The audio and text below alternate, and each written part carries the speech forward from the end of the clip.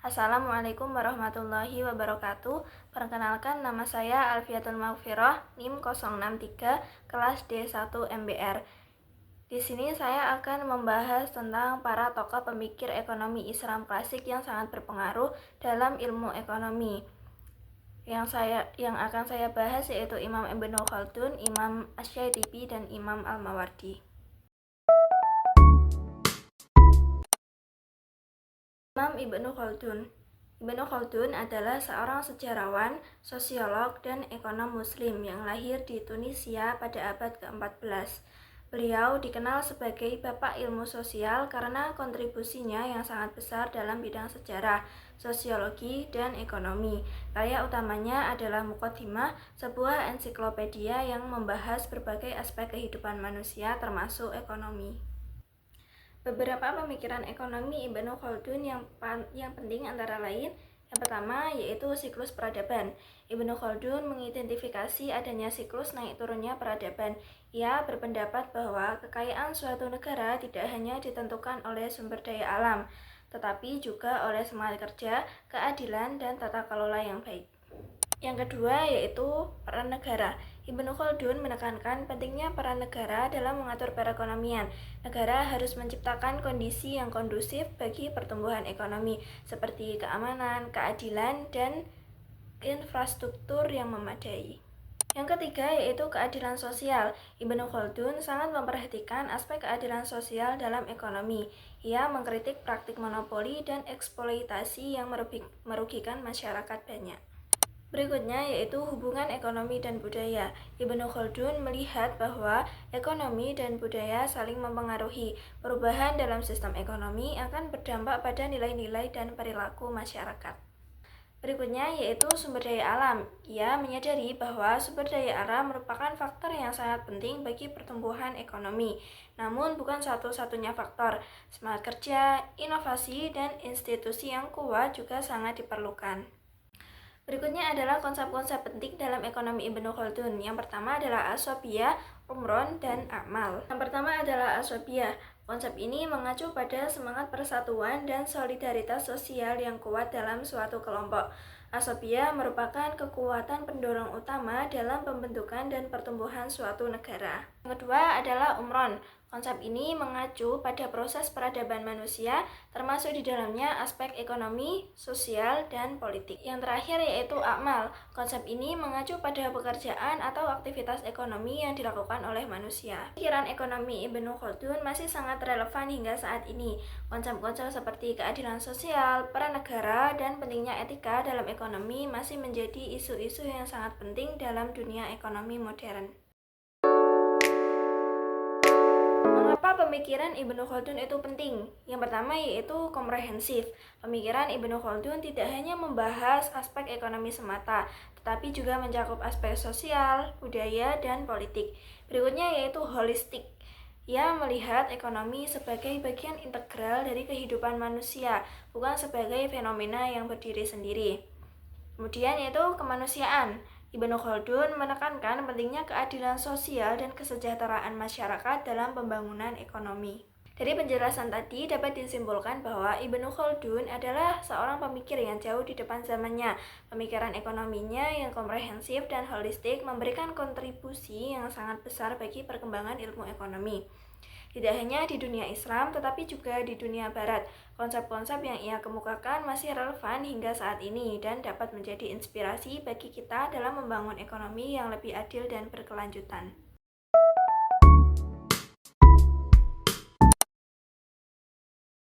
Berikutnya yaitu Al-Mawardi.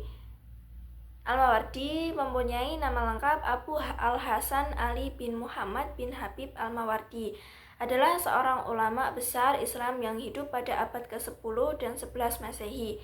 Ia dikenal sebagai ahli fikih yang mendalam serta memiliki kontribusi besar dalam bidang ilmu politik. Al-Mawardi lahir di Basra, Irak pada tahun 972 Masehi. Sejak kecil, ia telah menunjukkan kecerdasan dan minat yang besar terhadap ilmu pengetahuan.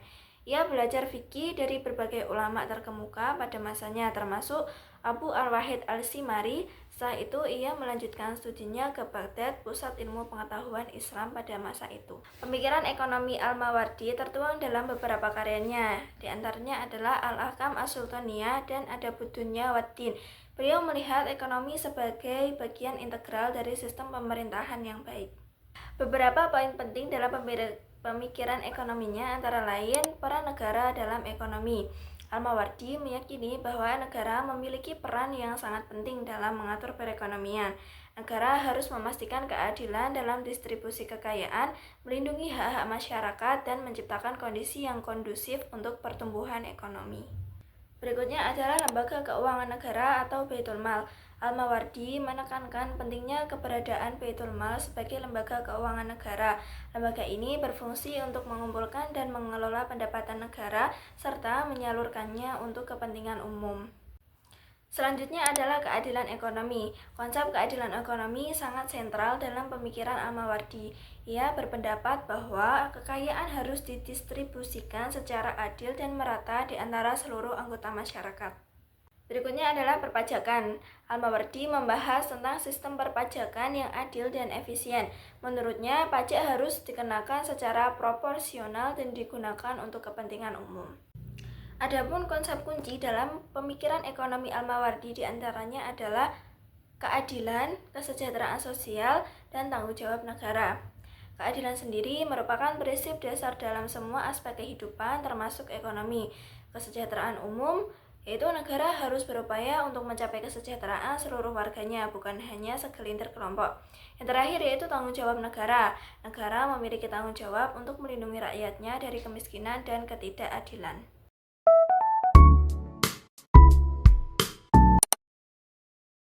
Yang terakhir adalah pemikiran ekonomi Islam Imam Asy-Syaitibi. Beliau memiliki nama lengkap Abu Ishaq Ibrahim bin Musa bin Muhammad Al-Lakhmi Asy-Syaitibi, lebih dikenal sebagai Imam Asy-Syaitibi, adalah seorang ulama besar Islam yang berasal dari Spanyol. Ia hidup pada abad ke-14 Masehi dan dikenal sebagai salah satu tokoh penting dalam mazhab Maliki. Ia dikenal sebagai ahli usul fikih dan maqasidus syariah.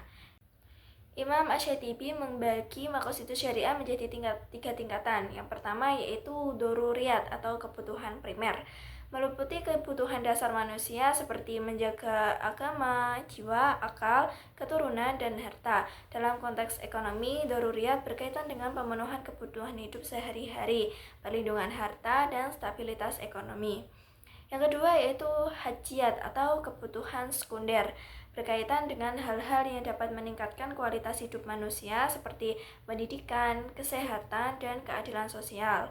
Yang terakhir yaitu tahsiniyat atau kebutuhan tersier, meliputi segala sesuatu yang dapat memperindah dan menyempurnakan kepuasan manusia seperti keindahan, kesenian, dan ilmu pengetahuan. Berikutnya adalah prinsip-prinsip ekonomi dalam pemikiran Asy-Syaitibi. Di antaranya adalah keadilan. Keadilan merupakan prinsip utama dalam ekonomi Islam menurut Imam Asy-Syaitibi.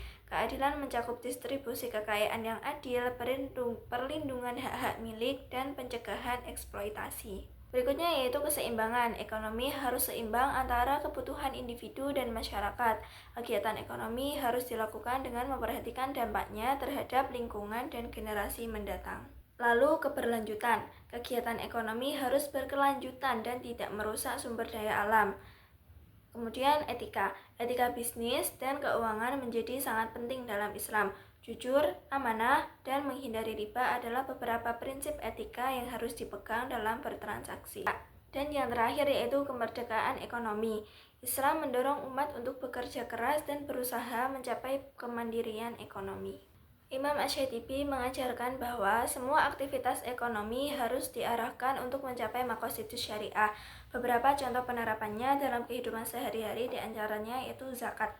Institusi zakat bertujuan untuk mengurangi kesenjangan sosial dan membantu mereka yang membutuhkan. Kemudian wakaf.